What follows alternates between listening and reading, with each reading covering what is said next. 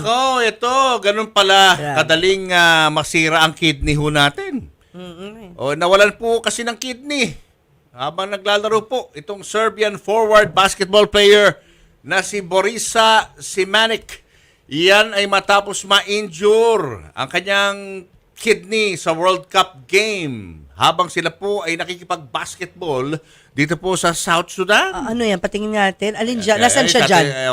Panoorin natin. Yan. Okay. Siya yung... Siya yung tumatalon-talon na yan siguro. Siya Ayun, yung pwede ba ulitin natin? Siya? Medyo yung na ano ko eh. siya, na sakit Naibay siguro. focus ko eh, no? Teka, Ayan. Turo mo nga sa... Hindi ko alam saan ako titingin Sino ba kanina. siya? Ayun. Okay, yan.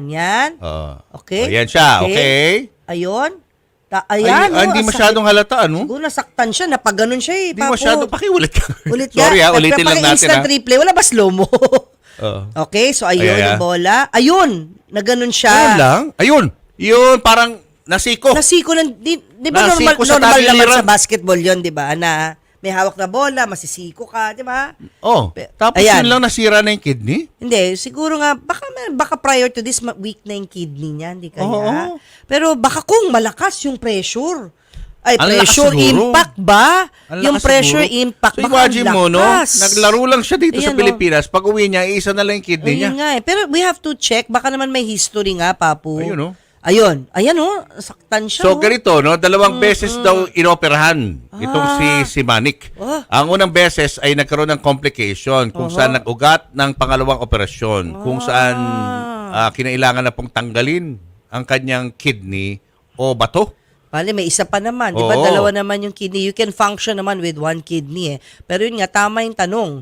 Gaano nga ba kabilis masira ang kidney natin? Lalo na if you're engaged in contact sports, tulad ng basketball. Or boxing, or any contact sports. Tapos kung napakalakas pa ng balyasay or something. Oo. Di ba? Ayan, Papu. O, tanongin natin yung ating kaibigan na urologist, Dr. Joseph Lee, is here. Dr. Joseph, magandang hapon sa iyo. The doctor is in. Yes, magandang hapon sa inyo, Papu at Mamu. Yes. Welcome back, Doc, ha? Welcome back, paring Doc Joseph. Itong nangyari sa basketball player na to, ganun lang kabilis, Doc, na siko, yung kanyang tagiliran, at ang nangyari, kinailangan tanggalin ang kanyang kidney. Yeah. Bakit po nangyayari ito, Doc? Okay, let's consider the trauma, the effect of the trauma, no?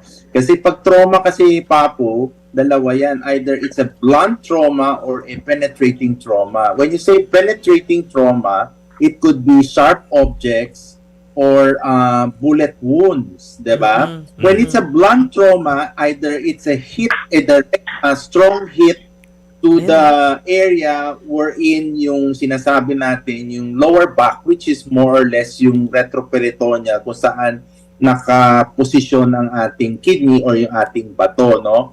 Depending on how the friction o yung pagtama doon, no?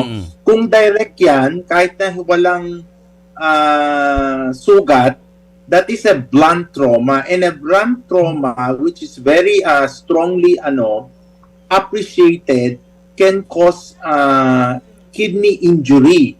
Now, yung injury kasi, Papu, Mamu, ng kidney natin, we grade it kasi may grade 1, grade 2, grade 3. Or depende kung yung anong ugat ang natamaan. Okay. Now, yung na-mention mo kanina, ay na-mention yata ni Mamu kasi baka meron congenital rin ang pasyente or existing kidney disease na hindi natin alam na nag-cause more of complication. That could be a possibility, diba? Yeah. Ibig sabihin, in the beginning, baka meron na siyang problema rin sa kidney niya pero hindi naman strongly manifested. Ngayon, nagkaroon siya ng blunt trauma, lumala, naging significant yung condition ng kidney niya. Pero in your experience, Doc, wala pa namang ganyang hinahandle ka na kaso or meron kang alam na dahil tinamaan yung tagiliran o yung likod, nag-cause ng reason para tanggalin yung isang kidney? Papu, we wanted more of a penetrating. Kasi pag penetrating, kita mo yan. Wound out, wound in, di ba? Kita mo yan. Kung may sugat, tapos mga internal bleeding, kitang-kita yan. Pero if it's a blunt trauma, you still have to wait or observe the patient. So magkakaroon siya ng hematoma, bruising, paghihi ng dugo, 'di ba? Minsan nagsusuka, difficulty of breathing kasi maaring tinamaan din yung lower portion ng rib kasi nakatakip lang yung lower portion ng rib natin no? Sa ating kidney, sa upper part, saka baka natamaan, so nahihirapan siyang huminga, ganun. Worst comes to worst, pwede kang lagnatin at sumakit yung tagiliran mo na matindi. Yun ang kaibahan ng blunt trauma kasi ino-obserbahan in the next 24 hours, 48 hours yung progression ng ng injury mo.